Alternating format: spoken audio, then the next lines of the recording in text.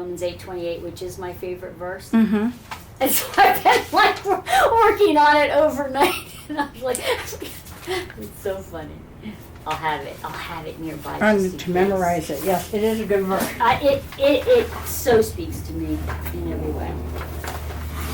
Okay, so this is Miss Cindy, and she has volunteered to be with us today, sharing her story. It's God's story, Yes. how He turned your life around. Yes. So It's never too late. So you're right, it's never too late. I went to church as a child every Sunday, but I never had a relationship with God. And so it didn't take. So I went on with my life. But underneath, in my adulthood at a certain point, I knew I was missing something. And I felt like I should read the Bible because I'm a student by nature. And I felt like that's what I really needed to do. But I didn't understand how to go about it. And I wasn't affiliated with any kind of church or Bible study or anything like that. So it sat dormant. And then in 2020, we did a lot of walking on the beach, friends of mine, and this one friend, we ended up talking about that one time. And she wanted to read the Bible too. So she found a podcast, Bible in a Year. So on January 1st, 2021, I started that podcast, 30 minutes a day. You do the Bible in a year, Genesis to Revelation. It was 2 weeks before my 58th birthday. And I found it interesting. I listened to it daily. Sometimes I miss a day and I double up, or miss 2 days and triple up. But I kept going, and then I started being convicted. I can remember. What's your conviction? Well, convicted meaning I'm reading, we're in one of the books, and on a given chapter, and it's like, oh, that's me. And so I started into my heart to God. Because at that point I realized that I had sinned against Him. It wasn't just about me or somebody else. It was Him. So the summertime comes, and I'm continuing, praying at that point. And at that point, I could see God working in my life. It was just little things. There were too many coincidences in my daily life, so I knew that those were God incidences. And so I ended up understanding to just go with it. He would interrupt my daily routine, which is hard for me to deal with. But I learned how to go with it because blessings would come out of it. Bumping into someone and having a conversation that changed something. Those kinds of things. So August rolls around, and I started feeling like I needed to be part of a ladies' Bible study. I knew I needed more than what I was getting. And so I was thinking about that, didn't know how to go about getting that. And so at the same time, I was doing one of my typical civic things, and I was doing Get Out the Vote for the governor's recall election in the fall of 2021. I do that every election. I do Get Out the Vote with Coronado. So I was walking blocks every day, knocking on doors, talking to people. We always talked about the pandemic and the election coming up. So it was just, right in my wheelhouse. Anyway, So it was Saturday, August 14th. I had a plan. Yoga, come home, clean up. A few hours walking to get out the vote, and then I was taking my sister to the 5-year wedding for her birthday. Well, God had other plans that day. So I went to yoga, and then as I'm driving home, my mom calls me, and I ended up at her house for about an hour helping her with stuff. And then I got home, and people just started coming by the house. Totally unexpected, uninvited, friends. And by the time I looked up, there was no way I was going to get out the vote that day. But I knew what had happened because it had been happening to me. I remember staying in my laundry, and I was like, okay, I get it. I'm not supposed to get out the vote today. I know you have your plan. I'll get out of your way. I just knew. So anyway, the next day, I did that route that I was going to do on Saturday. And it was actually in my neighborhood. And 50 feet from my house. Actually, I should start this a little back. So I walked to the end of my block, which are very good friends, Gary and Rachel, who I never knew. They lived like 50 feet from me. I had never met them. I met Gary and his son that day. We had this really lovely conversation. And then I'm walking back down the street in the other direction, and literally 50 feet from my house on the next block, I knocked on the door of this lovely woman. And I told her why I was there, and she invited me in. And I don't remember how the conversation started, but we started talking about COVID because she was traveling to Texas and had some concerns about protection and her elderly folks and all of that. So I helped her get some good help in that arena. And we talked about it for a while, and then she said to me, I really needed these answers today. And I started getting chills right then because I knew this was it. And I said, there are no coincidences. And she said, no, only coincidences. And I was like, oh. And I told her my story about reading the Bible for the very first time. And I said, and now I'm looking for a ladies' Bible study. That's what I said to her. And she said, well, I run a ladies' ministry. And I said, then I got chills again, and I looked at her and I said, where were you yesterday? She said, she'd been out all day running errands. And, when you do get out the vote, you don't go back to houses where no one answers. You just leave literature. So I wouldn't have met her at that point. And then I told her what had happened the previous day. And she was like, he worked this situation both ways, didn't he? I needed something and you needed something, So anyway, that was Sherry. Mm-hmm. And so she invited me to church the next week. And after some hesitation, I texted her and said, I'll meet you there. Anyway, so I met her at church, and I just remember during one of the songs, I can't remember which one it was, when we were singing, I just had tears. And I knew I was where I was supposed to be. And the next week I brought my mom back, because my mom had been going to a different church that was letting her down in a big way.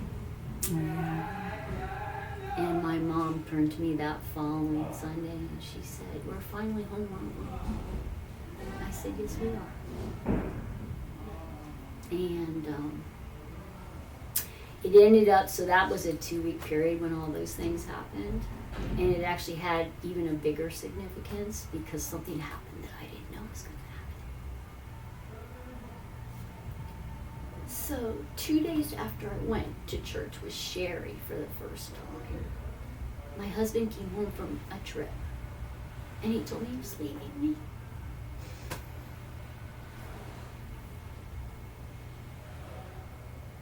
And the amazing thing about all that was that I didn't react the way I would have a year before.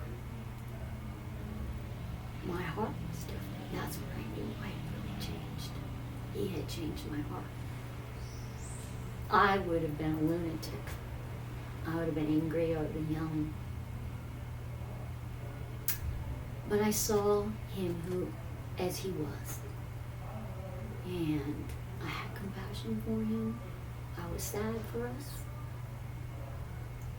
But I knew he was looking for something, and he was looking at all the wrong places. And you just couldn't go down that journey with him Well, in those wrong places. no, and that's probably why we separated, why he decided to separate from me. And the interesting, not to go into a bunch of details about that, but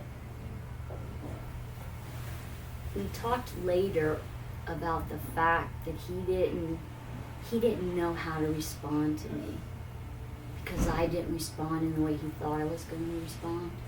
That would have been easier. Mm-hmm. So we have now been separated almost 2 years. And it's been a time actually filled with love and patience, kindness. I've been waiting for him to figure it out, praying to God for his salvation this whole time.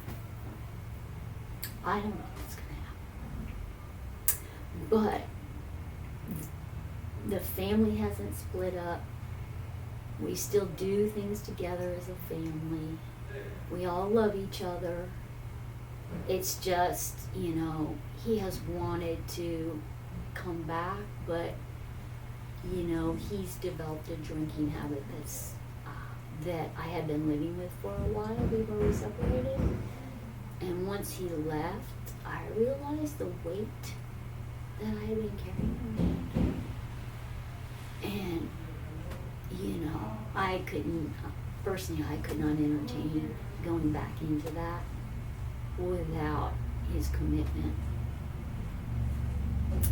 So, but my heart, God changed, God got to me in the nick of time. He knew what was coming. And he gave me his word. He changed my heart. And he gave me this entire community of people walking with God. The fellowship. I have more Bible studies than I thought I ever wanted or needed. I have this beautiful church community of Christian brothers and sisters who were very intimate with each other. I love that church. I love our pastor. And I love all the people working in it together to make things happen. There's so many ministries attached to that church. Mm-hmm. It's an amazing thing. I've never experienced anything like that in my life. And so, I remember in the summertime, people had begun telling me that I had changed. And I kind of understood what they were saying, but it didn't really hit until my husband announced he was leaving. And my reaction was not what I would have thought it would have been. But, I had already been, changing in that I had stopped watching TV altogether. Because every time it was on, I felt assaulted by it. The language, the situations. I barely go to movies anymore. There's some wonderful Christian movies that are fun to go to, but if someone curses in front of me, it really hurts my ears now. It never used to. I mean, there's just so many things like that. Being around women who are gossiping is hard for me. I've had to figure out ways to handle that in a productive manner because I notice it. Yeah, I'm one not to gossip too much. I don't like it either. No, and it's so easy to fall into it. But there's two things I do now when that happens. If someone's telling me a story about someone and it feels like gossip to me and not just, you can be talking about someone, but using it to instruct or whatever. But if it feels like it's veering into gossip, I will just always say, because it's negative, I'll just say, we don't know that person's whole story. Because sometimes when you find something out, then it kind of redeems the situation in a way that you couldn't have foreseen. Yeah. So. Well, you're much nicer than I am. But you know what I mean. If I'm in a group setting, I will try to walk away. Yeah. Because what else are you going to do? Anyway. So how is knowing Jesus brought joy to your life? I don't feel alone. Yeah. I can look back on my life now and see that he's been there. I've had some key moments in my life, like everyone else, where, there was a decision to be made, and I knew I needed to make it, but, you put hard things off. And it's interesting because now I see a parallel. I can think of two really tough times in my life. One, I was changing my career, which was a very scary thing. I was in medical school. I had completed 3 years of medical school. My whole life I wanted to be a doctor. And I couldn't see it anymore. I wasn't happy in medical school. A big part of the reason was when I was working in the hospital as a student, and all the women ahead of me didn't have the life I wanted. I had always pictured myself with a husband and children and working as a physician, maybe have a family practice attached to my home. Where I had a nanny. People used to do that sort of thing. I had one right down the street from me when I lived in high school. So anyway, I had a view of how I wanted it to be. And it didn't seem realistic anymore. And so I was afraid I wasn't going to have the life I wanted. I wasn't doing the career just for the career itself. I was doing it as part of my life with a family. And I couldn't see it anymore. And it's hard to change course at that point. But when I couldn't get out of bed one day, I had to. And it's interesting because there was another time in my life where I got that depressed and bad, I felt like God took me down physically to get my attention. Because I kept pushing it off, don't want to deal with this, don't want to deal with this. And both times it was physical that brought me to the point. It's very interesting. So God has a way of doing that. Yeah, bringing you to the end of yourself. Yes. On your knees. Desperate. Desperate. But as soon as I made the decision and I told someone, no one knew how I felt. I had never talked to a person about it because I was ashamed.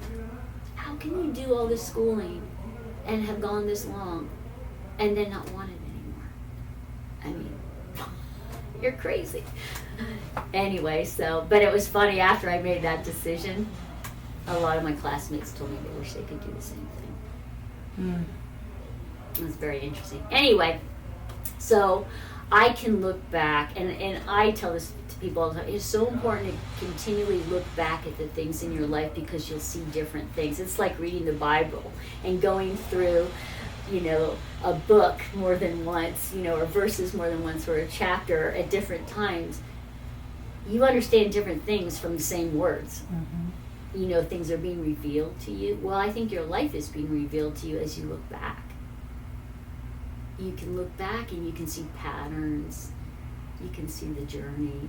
You can see so many things that you can't see when you're in it. Anyway, so I have great comfort because I know he's always been there.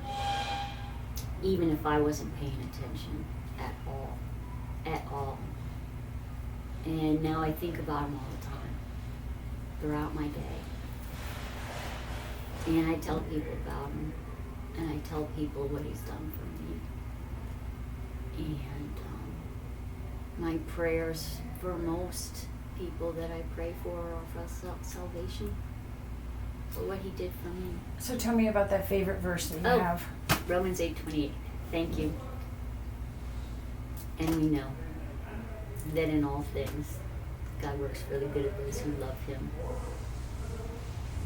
I always forget this last part. Who are called, who have been called according to his purpose. Yeah. That just hits me because I feel like I'm one of those. I feel like at this point in my life, I have time, I have energy, and I have desire. And there's something else I'm supposed to be doing. So I'm moving into a different phase of my life, and I know it's about him. I just don't exactly know what form that's going to take. I'm just grateful. I'm just grateful. It's shining through. So grateful. So do you have anything you want to say to people that maybe don't believe, or people that do believe, that you want to end with something? It's easy to not believe if you've never read his word. That's true. When you actually read his word, whether you use a podcast to help you read it and study it and interpret, however you do that, I think you need to do it with something like that first go around, because I think it would be too hard to truly get it. His word works on you, and you see yourself. And we're no different than the people back then in the Bible. We're no different from any of them. Human nature doesn't change. My mom used to say there's nothing new under the sun. Nothing new under the sun. No, I mean, it convicts you, but it also, it's hopeful. It's hopeful, because, I talked to a person who's very fatalistic. They have no hope. There's no hope. They think this is all there is. And then I talk to people who acknowledge that God exists, but they don't want to go that next step. They don't want to talk about sin or the fact that, he came as man to save us from ourselves, basically. To take our punishment, right? Mm-hmm. Punishment for our sins. And I talk to people all the time, and they won't really come out and say it, but they don't want to accept the idea, the gospel, and what it truly means.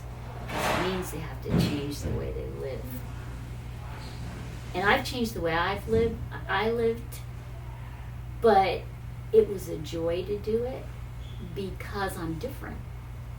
And what I didn't understand, and what I try to tell people now about that, is I never understood how God could change your heart. And so, if I had to do it on my own power and exercise some amazing discipline every day to not do certain things, don't get me wrong, I'm not sin-free. I still do things, but my idea of sin has expanded. It's the thoughts I don't hold captive, right? That could become words, that could become actions. Mm-hmm. So I understand that progression better now. And, but I didn't understand that he would work on my heart so I wouldn't want those things. So it's not as arduous a process as I thought it would be. I thought I was a good person, so I didn't think I had a lot to deal with in terms of changing. That's the funny thing, because when you read the Bible, say, oh, wow. Anyway, so I try to emphasize with people the hard thing, because if you actually believe you have to do all that on your own power, it's overwhelming. Yeah. But it isn't on your own power. So he does it for you. Anyway, thank you for this opportunity. I love to share my story. Thank the that Lord for you. continues. Yes, Thank you for coming to share with us. yes, you're very, very welcome. And, we just love you, Cindy. Love you too.